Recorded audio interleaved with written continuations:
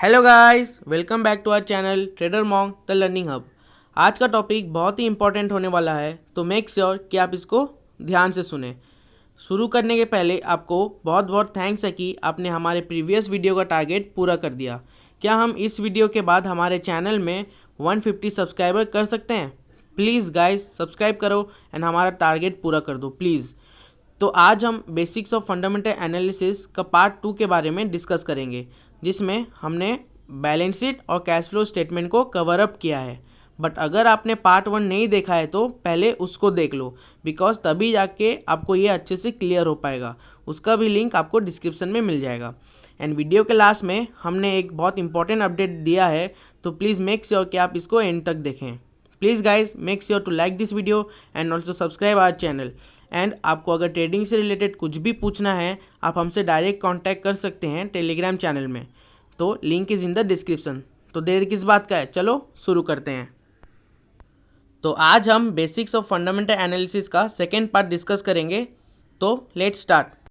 जैसे कि मैंने प्रीवियस वीडियो में फाइनेंशियल स्टेटमेंट के 3 टॉपिक में से एक कवर कर लिया था, जो प्रॉफिट एंड लॉस स्टेटमेंट है। तो आइए और 2 टॉपिक को भी ब्रीफली डिस्कस कर लेते हैं। Balance sheet statement. तो बैलेंस शीट को हम स्टेटमेंट ऑफ फाइनेंशियल पोजीशन भी कहते हैं, जो फ्लो बेसिस में प्रिपेयर किया जाता है। इसके मदद से हम एक कंपनी का फाइनेंशियल पोजीशन को किसी भी वक्त जान सकते हैं। ये वो स्टेटमेंट है जो ये भी बताता है कि कंपनी का एसेट्स और लाइबिलिटी कितना है। एसेट्स एंड लाइबिलिटी क्या है, इसको भी ब्रीफली डिस्कस करेंगे। उससे पहले आप बैलेंस शीट का चार्ट देख लो। एक साइड एसेट्स है और एक तरफ लाइबिलिटी है, एंड हर बैलेंस शीट के ऊपर as at the end of March 31 लिखा जाता है। क्यों? बिकॉज ये एक पर्टिकुलर फाइनेंशियल ईयर का आपको स्टेटमेंट देता है, एंड ये हमेशा फाइनेंशियल ईयर में ही बताता है, ना ही कि कैलेंडर ईयर जो 31 दिसंबर में एंड होता है। तो इससे तो आपको पता चल गया होगा बैलेंस शीट दिखने में कैसा लगता है। तो आइए अब इसके हर एक एलिमेंट को ब्रीफली जानते हैं, एंड ये सब बहुत इम्पॉर्टेंट है, तो ध्यान से सुनना। एसेट्स। तो एसेट्स एक कंपनी या बिजनेस का सोर्सेस होता है। सिंपल वर्ड्स में बोले तो एसेट्स कंपनी के उस संपत्ति को कहा जाता है जो बाद में कभी कंपनी को आमदनी या इनकम कमा के देती है। एसेट्स के कुछ एग्जाम्पल्स हैं, जैसे कि plants, machinery, cash and etcetera. तो एसेट्स 2 तरह के होते हैं, current assets and non current assets. ये डिस्कस करने के पहले लाइबिलिटी क्या होता है वो देख लेते हैं। लाइबिलिटी को सिंपल वर्ड्स में बोले तो वो एक तरह का कर्ज या लोन है जिसको कंपनी को भविष्य में चुकाना होगा।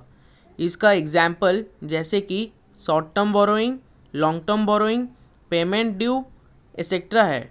लाइबिलिटी भी 2 तरह के होते हैं, current liability and non current liability.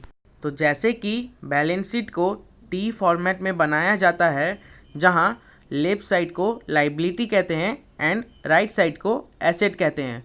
तो आइए इसको भी समझ लेते हैं, थोड़ा ध्यान देकर सुनना, बिकॉज ये बहुत इंपॉर्टेंट है। तो पहले liability side of balance sheet में आते हैं। तो लाइबिलिटी साइड कंपनी का कितना कर्ज है ये बताता है।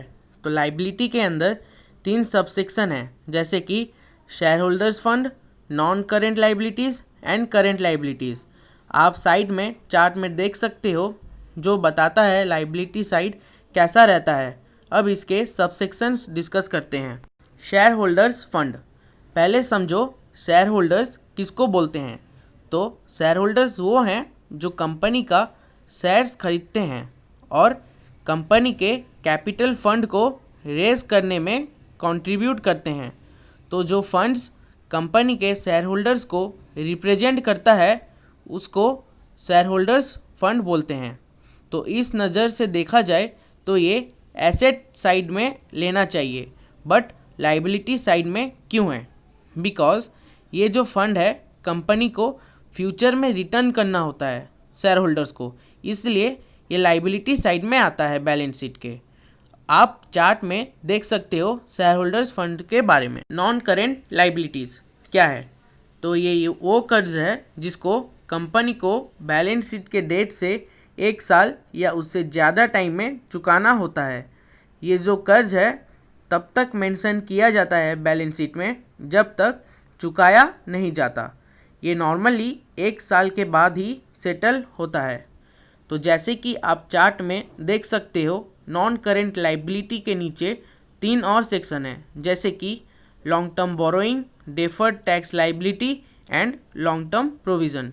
लॉन्ग टर्म बोरोइंग वो है जो कंपनी बोरो करता है किसी भी फाइनेंशियल इंस्टीट्यूशन से एंड उसको एक लंबे समय के बाद वापस करता है।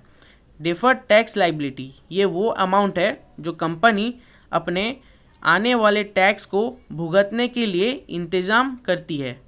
लॉन्ग टर्म प्रोविज़न ये वो अमाउंट है जो कंपनी अपने एम्प्लॉयज़ में खर्चा करती है। अब चलते हैं करेंट लाइबिलिटी में। करेंट लाइबिलिटीज़ ये वो कर्ज है जिसको कंपनी को बैलेंस शीट डेट से 1 साल या 365 डेज के अंदर चुकाना होता है। जो टर्म है करेंट, ये दर्शाता है कि जो अमाउंट कर्ज लिया गया है उसको जल्द ही सेटल कर दिया जाएगा विद इन अ ईयर। तो चार्ट में करेंट लाइबिलिटीज़ के नीचे 4 सबसेक्शन हैं, जैसे कि short term borrowing, trade payable, short term provision and other liabilities. Short term borrowing वो अमाउंट है जो कंपनी बोरो करता है अपने कैश रिक्वायरमेंट्स को पूरा करने, वो भी शॉर्ट पीरियड ऑफ टाइम के लिए। ट्रेड पेएबल वो अमाउंट है जो वेंडर को देना पड़ता है जिसके बदले वो कंपनी को raw material and etcetera provide करते हैं। शॉर्ट टर्म प्रोविज़न ये सिमिलर है लॉन्ग टर्म प्रोविज़न से, जो अमाउंट एम्प्लॉय के लिए खर्च किया जाता है बट ये शॉर्ट टर्म के लिए होता है। लास्ट में है अदर लाइबिलिटीज़, ये उन कानूनी ज़रूरतों से जुड़ा होता है जिनका कंपनी के कारोबार से कोई सीधा संबंध नहीं होता। अब आते हैं asset side of balance sheet. ध्यान से सुनना, ये बैलेंस शीट का ये हिस्सा हमें कंपनी के हर एक एसेट्स के बारे में बताता है जो कंपनी ने अपने पूरे जीवन काल में लिया है। एसेट वो रिसोर्सेज हैं कंपनी के जो कंपनी को फ्यूचर में इनकम ला के देते हैं। तो एसेट्स के 2 सबसेक्शन हैं, namely non current assets and current assets. आप चार्ट में देख सकते हो एसेट साइड कैसा दिखता है। अब चलते हैं इनके सब सेक्शन की ओर। नॉन करेंट एसेट्स ये वो प्रॉपर्टी होते हैं जो कंपनी को 365 डेज से भी ज़्यादा यानी 1 साल से भी ज़्यादा तक फ़ायदा पहुंचाते हैं। याद रखना, जो एसेट्स कंपनी खरीदता है उसका ये मोटिव रहता है कि वो एसेट्स उसको इकोनॉमिक बेनिफिट दें उसके लाइफ स्पैन तक। जैसे कि चार्ट में बता रहा है, करेंट एसेट के अंदर सब टॉपिक्स आते हैं, जैसे कि फिक्स्ड एसेट जिसके अंदर tangible and non tangible assets हैं जो ज़रूरी है समझना। तो टेंजिबल एसेट्स वो एसेट्स हैं जिसको हम टच कर सकते हैं एंड देख सकते हैं, जैसे कि प्लांट, मशीनरी एक्सेट्रा। और नॉन टेंजिबल एसेट्स वो एसेट्स हैं जिसको हम ना ही देख सकते हैं और ना ही टच कर सकते हैं, बट अगर उसको बेचा जाए तो वो कंपनी को मॉनिटरी बेनिफिट्स देते हैं, जैसे कि पेटेंट, ट्रेडमार्क एक्सेट्रा। अब चलते हैं नेक्स्ट टॉपिक में, करेंट एसेट्स। तो ये वो एसेट्स हैं जिसको इजीली कैश में कन्वर्ट करा जा सकता है एंड कंपनी ये एसेट्स जो विद इन 365 डेज यानी 1 साल के अंदर ही कंज्यूम कर लेता है। तो करेंट एसेट्स वो एसेट्स हैं जो कंपनी अपने डे टू डे एक्टिविटीज़ में इस्तेमाल करता है। तो चार्ट के मुताबिक करेंट एसेट्स के अंदर 5 सब सेक्शंस हैं, जैसे कि inventories, trade receivable, cash and bank balance, short term loan, advantages and other current assets. तो इन्वेंट्रीज कंपनी के बनाए गए सभी उत्पाद, उसका रॉ मटेरियल और दूसरे चीज़ें सब इन्वेंट्री में आता है। ट्रेड रिसीवेबल ये वो पैसा है जो कंपनी को उनके डिस्ट्रीब्यूटर्स, कंज्यूमर्स या दूसरे लोगों से लेना बाकी है। कैश एंड बैंक बैलेंस, ये कंपनी के लिक्विड एसेट्स माने जाते हैं। कैश बैलेंस वो अमाउंट है जो कंपनी के हाथ में है, और बैंक बैलेंस वो अमाउंट है जो कंपनी के बैंक अकाउंट में है।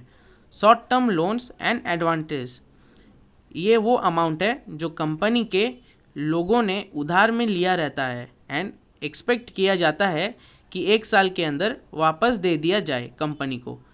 ये तो था सारा information related to balance sheet. अब आते हैं आपके last topic of financial statement के ऊपर, जो है कैश फ्लो स्टेटमेंट। तो कैश फ्लो स्टेटमेंट बहुत ही इम्पोर्टेंट फाइनेंशियल स्टेटमेंट है, जो ये दर्शाता है कि कंपनी एक्चुअली में कितना कैश जनरेट कर रहा है, और इसको स्टेटमेंट ऑफ कैश फ्लो भी कहा जाता है। ये दर्शाता है कि कैसे balance sheet and income account में अगर कुछ भी चेंज आता है तो ये कैसे कैश को इफ़ेक्ट करता है, जो कंपनी के ऑपरेटिंग, इन्वेस्टिंग और फाइनेंशियल एक्टिविटीज़ को एनालाइज करने में मदद करता है। तो ऑपरेटिंग, इन्वेस्टिंग और फाइनेंशियल एक्टिविटीज़ क्या है, let's discuss. It will help you a lot, तो ध्यान से सुनना। ऑपरेटिंग एक्टिविटीज़ यानी कारोबारी कामकाज, ये वो कामकाज है जो मुख्य बिजनेस से जुड़ा हुआ है। इसमें सेल्स, प्रोडक्शन आदि शामिल होते हैं। इन्वेस्टिंग एक्टिविटीज़ यानी निवेश से जुड़ा कामकाज, इसमें वो काम शामिल होते हैं जो कंपनी इस इरादे से करती है कि उसको बाद में इसका फ़ायदा मिले, जैसे ब्याज कमाने के लिए निवेश करना आदि। लास्ट में आता है फाइनेंशियल एक्टिविटीज़ यानी वित्तीय कामकाज। इसमें वो कामकाज शामिल होता है जो कंपनी वित्तीय तौर पर करती है, जैसे डिविडेंड बांटना एसेट्रा। अब हम फाइनेंशियल स्टेटमेंट का हर एक टॉपिक को कवर अप कर चुके हैं, वो भी इन डिटेल्स। होप सो आप समझ गए होंगे। तो चलो एक बार और रिकैप कर लेते हैं कि अभी तक हमने क्या क्या डिस्कस किया है। हमने 3 कंपनी के सबसे important topic of financial statement को कवर किया, जैसे कि profit and loss statement, balance sheet and cash flow statement. Profit and loss statement ये बताता है कि कंपनी अपने एक पर्टिकुलर फाइनेंशियल ईयर में कितना इनकम किया है वर्सेस कितना एक्सपेंसेस किया है, जिसका सरप्लस और डिप्रिसिएशन बैलेंस शीट में ब्रॉट डाउन किया जाता है। बैलेंस शीट हमें कंपनी का एसेट्स और लायबिलिटी के बारे में जानकारी देता है, और एसेट्स हमेशा लायबिलिटी के साथ सेम रहना चाहिए, तब जाके बैलेंस शीट को हम बैलेंस्ड कह सकते हैं। कैश फ्लो स्टेटमेंट हमें जो यूज़र्स हैं उनको इन्फॉर्मेशन देता है कि कंपनी कितना कैश जनरेट कर रही है एंड कंपनी को कितना कैश का ज़रूरत है। Cash flow statement historical basis में बनाया जाता है। जो फाइनल नंबर आता है कैश फ्लो स्टेटमेंट से, वो हमें बताता है कि कंपनी के बैंक अकाउंट में कितना पैसा है। जैसे कि मैंने आपको प्रीवियस वीडियो में बताया था कि इस वीडियो में जेएम फाइनेंशियल का फाइनेंशियल स्टेटमेंट को ब्रेक करके दिखाएंगे, बट जैसे कि इस वीडियो में हमने बहुत सारे टॉपिक को कवर किया है, तो ये आपके लिए समझने में मुश्किल ना हो जाए एंड आप लोग कंफ्यूज ना हो जाओ, इसलिए वीडियो को शॉर्ट रखने एंड आपके लिए इजी रखते हुए हम नेक्स्ट वीडियो में श्योर जेएम फाइनेंशियल का फाइनेंशियल स्टेटमेंट ब्रेक करके दिखाएंगे if possible. So please stay tuned.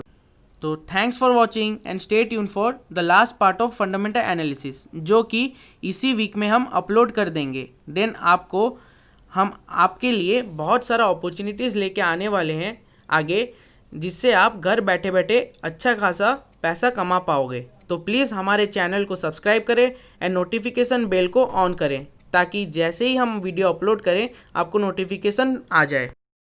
तो ये था हमारा part 2 related to fundamental analysis. और आपको बता दूं, अगर आपको कुछ भी डाउट्स है स्टॉक मार्केट को लेकर, या आप जानना चाहते हैं कि किधर इन्वेस्ट किया जाए मार्केट के हिसाब से, तो हमारे टेलीग्राम चैनल को भी सब्सक्राइब करें एंड जो भी क्वेश्चंस होगा आप उसमें भेजें। हम कोशिश करेंगे आपको रिप्लाई देने टाइम में, और आप कमेंट सेक्शन में भी बता सकते हैं कि आपको मेरा एक्सप्लेनेशन कैसा लगा। एंड अगर आपके पास कुछ क्वेश्चंस हैं स्टॉक मार्केट से रिलेटेड तो आप कमेंट करके श्योर बताएं।